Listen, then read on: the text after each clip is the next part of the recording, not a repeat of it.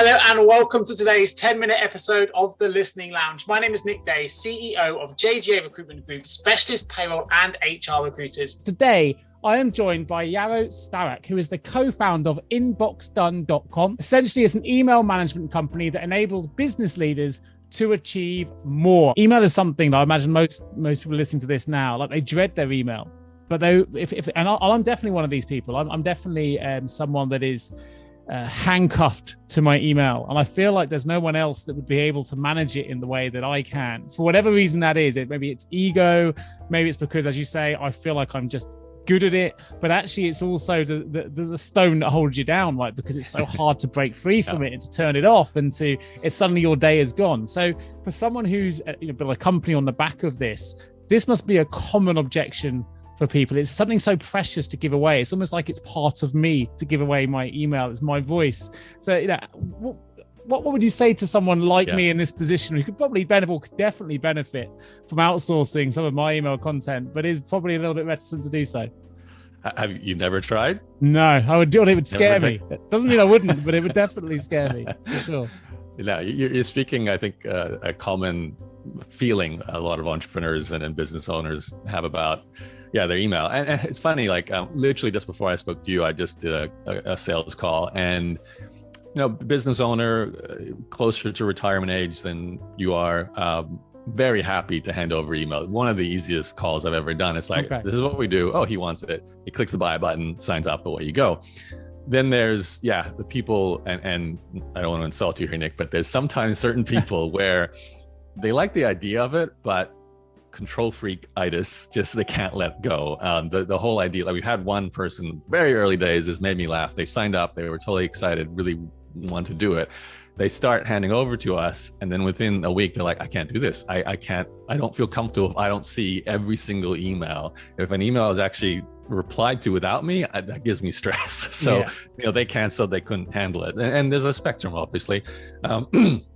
Ideally, conceptually, for your own well-being, for the growth of your company, taking that off your plate, giving someone else the job of dealing with 90% of your email is going to do so many positive things, give you free time for exercise, to see your family, to write a book or grow your company. And then of course, it's going to mean you have more attention to all the things that the people you work with are asking of you. You're not doing that in email. And not to mention, people tend to use email as a to-do list, which is not a great thing to do, because very rarely is your email an actual priority list of things that will move your business and your life forward. It's just whatever's in your inbox. So you don't want to, just guide yourself each day based on email. So first of all, you make the decision to do that. Those kind of people we like to work with, because they're motivated to push through the discomfort of saying, okay, it's going to feel weird, but someone else is going to reply to my messages.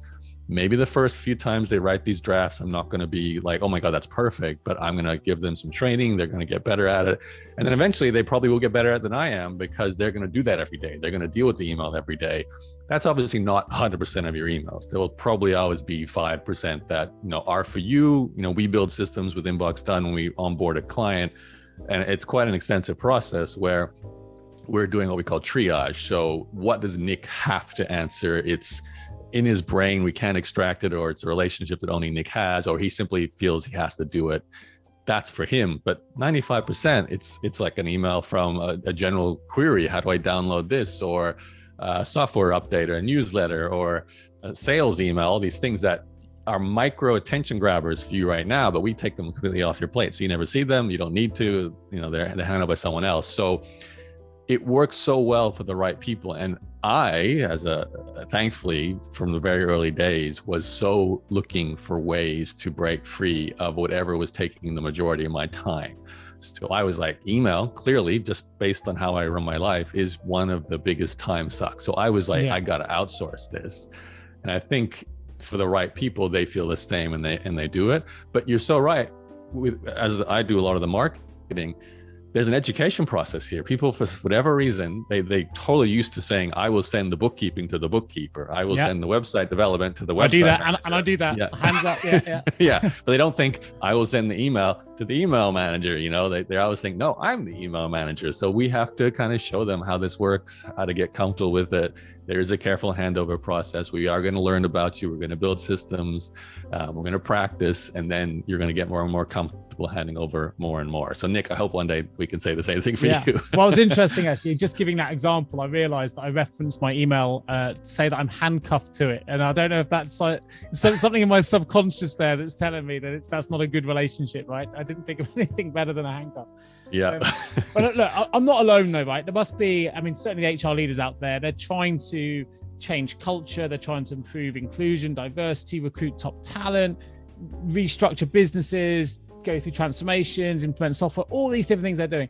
I'm definitely not alone as a leader here who suffers from what I would call in inverted commas of email overwhelm. So you mentioned in that answer there, a lot of people use emails as their to-do list. Can you tell us a little bit more about how, obviously a simple fix would be give the business straight to inbox done, but are there other sort of tricks or hacks that you can suggest to HR leaders out there that perhaps want to just, I guess, lessen the burden of that email overwhelm? Yeah, I mean, obviously, this, especially when you're looking in HR and maybe, you're not the owner of a company, the boss might not like the idea of someone else answering your emails for you. There can be a sense of discomfort around that. And we have worked with people who work within companies. Sometimes we actually write emails as if we're you, like we would write as Nick and reply as Nick. That's uncommon, but sometimes it's necessary. But to answer your question, there's a lot you can do to get started just simply by changing your mindset around email and going, okay, I'm not going to guide my day by opening my inbox and just sitting there and replying to messages. That conscious choice is already a big change. Now, if you maintain an actual to-do list using some other method, and that's a properly prioritized, goal-driven, outcome-driven list of tasks, and that's what you open first in the morning, not the email, and you do something on that list. I'm a big fan of Eat the Frog. I remember Brian Tracy's one of his very early books, and it was simply eat the frog first. So that doesn't necessarily taste nice, but do the thing that you have to do that will move things forward before you do other things. Email is addictive. There's a lot of fun stuff. I love email because I get a sale notification or a potential customer notification or an angel investment update where something's going really well. Of course, I'm going to go to that. It's like sugar is candy, but it's not necessarily moving things forward in my job. So step one, make that choice. Don't do that first. And I know people have followed all kinds of methodologies. You can, for example, set an autoresponder that says you're only going to respond to emails between 1 and 2 p.m. each day. So do not expect a reply outside of those hours. And then you tell yourself, I'm only doing email in that hour. So you can sort of self-discipline yourself around that. There's software tools, Unroll Me will certainly help unsubscribe you from certain newsletters and just reduce the amount of newsletters you're getting. Honestly, having run this company, there's no software tool that solves this problem. All they do is tend to move me emails around, put them into folders. AI hasn't reached the point where it can actually answer your emails 100% for you. So we're not there yet. A lot of this is habits and how you structure your day. I personally found one of the best things you can do is actually just set up a really rudimentary, simple folder structure. I used to have this with my team. It was really very basic. It was 3 different Yaro folders. The Yaro folder, that's not stuff that I need to really deal with. It's there. If I want to check it, I can check it. It's probably newsletters, basic updates. Then there was the Yaro needs to reply, but it's not urgent. And then there's the Yaro, this is urgent, you need to reply. And I had my assistants filter the messages into that, but you could technically do this yourself. Just have those 3 layers of, I don't need to do anything with this, but I want to know it's there. Sure. I do need to do something with this, but it's only end of week. And then there's today, this has to be done. And I just drag each email into one of those 3 triage boxes. And today I just have to clear that first one, which has probably only got 4 emails in it.